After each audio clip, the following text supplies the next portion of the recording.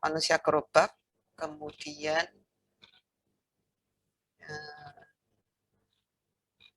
manusia gerobak, dan yang terakhir tadi mental illness. Kelompok 1 juga perkembangan media sosial.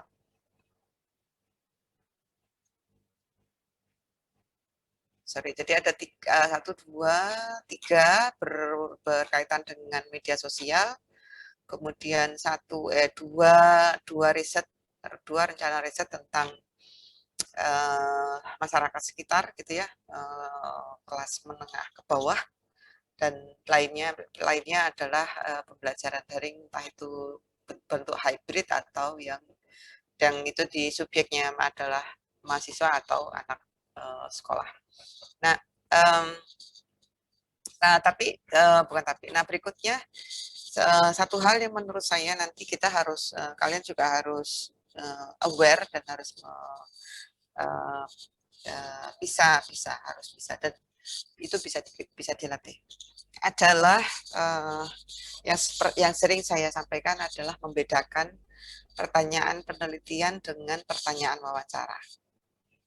Pertanyaan penelitian dengan pertanyaan wawancara itu completely different.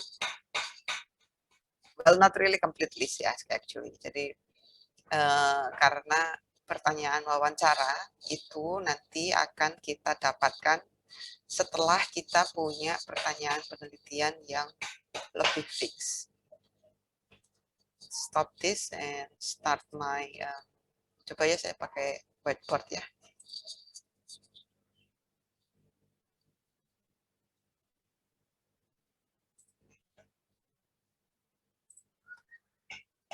Jadi kalau kita melihat dari awal itu, kalau kita sudah punya topik yang akan kita teliti. Yang kedua, yang pertama itu adalah maaf ya, kita baca teori. Setelah itu kita punya rumusan.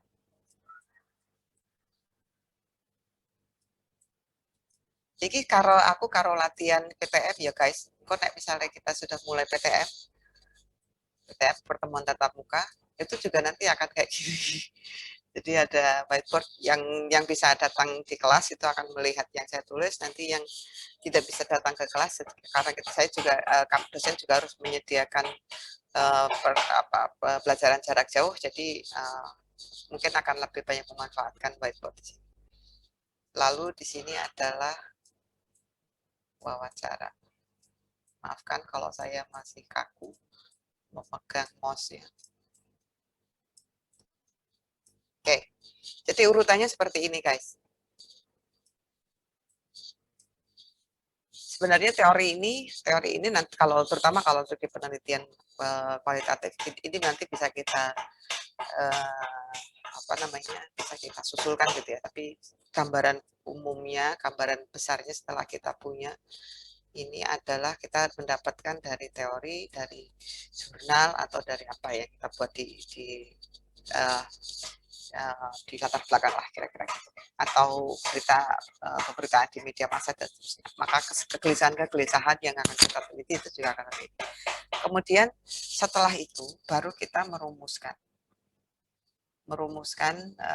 masalah kita itu apa. Jadi bukan pertanyaan yang kita rumuskan itu adalah masalahnya. Tapi saya nggak punya masalah, Bu. Oh ya berarti kamu tidak punya topik penelitian. Yang namanya rumusan masalah itu bentuknya adalah kalau saya itu paragraf gitu. Kalau teknisnya nanti di penulisan proposal itu rumusan masalah itu nanti kurang lebih kita tulis 1 paragraf. Isinya apa? Rumusan itu adalah yang ideal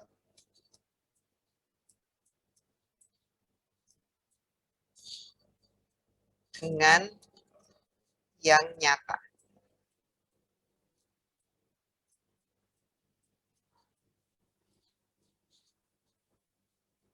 Idealnya apa? Lalu kita cek kenyataannya seperti apa. Maka rumusnya untuk membuat rumusan masalah itu kalau kita mau gaya-gayaan, kayak anak-anak saintek gitu, maka cara kita menemukan masalah itu adalah I ideal dikurangi N sama dengan M masalah. Sorry. Mana tadi erasernya ini?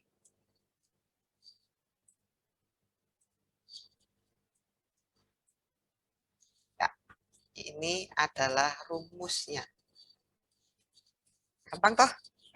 Dan ini adalah satu-satunya rumus dalam mata kuliah kita. Even ya, dalam mata kuliah kita. Tapi rumus ini akan selalu kita pakai, akan selalu terpakai. Kamu akan menggunakan rumus ini di manapun. Di apa namanya, di dalam selama kalian kuliah di sosiologi itu selalu akan menggunakan ini. Yang ideal itu bisa kita dapatkan dari mana? Coba lihat di undang-undang. Aturan tertulis.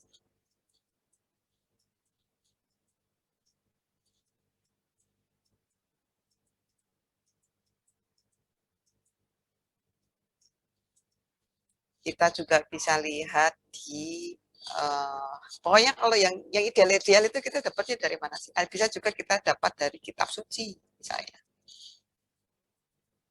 Kitab suci. Misalnya coba kita cek Quran, atau misalnya di Quran, Al-Quran menyebutkan misalnya wajib apa jadinya, anak itu adalah tugas orang tua, tugas utama orang tua itu adalah memberikan pendidikan yang layak kepada anaknya, kurang lebih tafsirnya seperti itu ya, itu ada di kitab suci. Atau kemudian kita cek lagi di undang-undang, itu juga ada misalnya undang-undang tentang pendidikan, itu kita tahu bahwa setiap anak berhak untuk mendapatkan pendidikan dasar sampai 9 tahun misalnya. Ini kan sesuatu yang ideal kan, yang harusnya dilakukan atau diterapkan oleh siapapun, entah itu oleh individu, entah itu oleh komunitas atau masyarakat atau oleh pemerintah itu sendiri. Nah, kemudian kita cek kenyataannya gimana. Ya Allah, kenyataannya gimana? Kenyataannya, kalau kita tadi bicara soal pendidikan misalnya, ya, topik kita tentang pendidikan.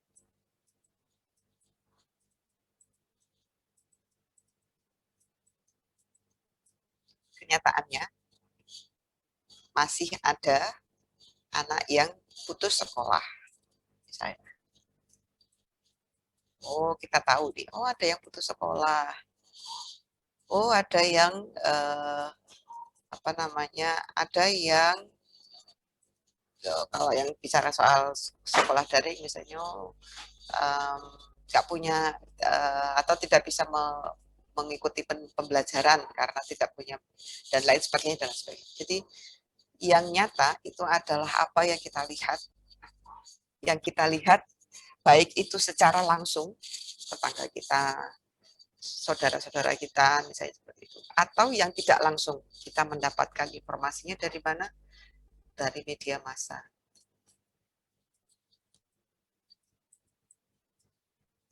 Terus dari pengamatan.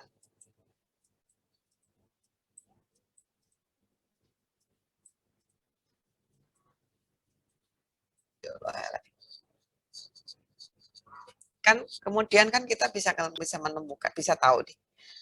Harusnya tuh ABCD. Tapi kenyataannya CDEF. Ketemu itu masalah. Yang tadi yang ideal, coba kita kurangi istilahnya selisihnya. Kita coba kalau kita bahas ini, kurangi dengan kenyataannya. Maka kita ketemu. per masalah yang akan kita teliti itu kita langsung ketemu. Saya ambil satu contoh dari usulan penelitian kalian. Itu misalnya saya tadi pertanyaannya yang kelompok 5. Hybrid learning terhadap peningkatan daya kritis mahasiswa. Pertanyaan nomor 3, apakah kalau tadi yang disampaikan oleh kelompok 3 tadi, learning, ya kan, itu tugasnya untuk apa toh? Kenapa toh kita belajar? Salah satunya adalah berpikir kritis ya, berpikir kritis. Untuk mendapat meningkatkan daya pikir kritis ini ada syarat-syaratnya. Ya, ada syarat-syaratnya yang harus dipenuhi. Salah satunya adalah tatap muka. Misalnya, ini misalnya ya. Ini kan idealnya. Lalu nyatanya ada pandemi. Sorry, pandeminya nggak usah. Konteks. Nyatanya daya kritis mahasiswa itu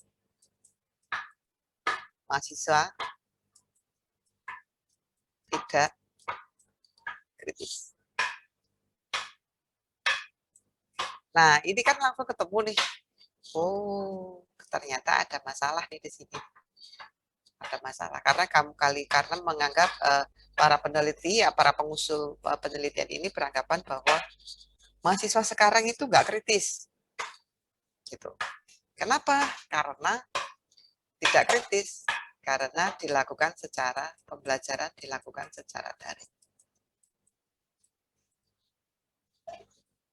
Ini langsung jadi ketahuan kita. Oh, ternyata ada masalah ya. Dari yang kita sebut di sini realitas dengan sesuatu yang ideal di sini, maka kita ketemu di masalahnya. Sorry, saya agak carry out about this one, tapi kira-kira sudah ada gambaran ya bagaimana kita, semoga kalian sudah bisa mendapatkan gambaran tentang bagaimana kita membuat rumusan masalah, bahwa ketika kita melihat atau mencoba untuk menyampaikan oh ada masalah, itu juga ada basis pendukungnya. Basis pendukung itu bisa jadi yang kita sebut sebagai, yang saya sebut sebagai ideal ini tadi. Baru kemudian kita bisa bilang oh ada masalah kok, ada masalah. Gitu. Sehingga ketika merumuskan masalah, kita sudah tahu apa yang akan kita teliti. Nah, seperti saya sebut tadi, yang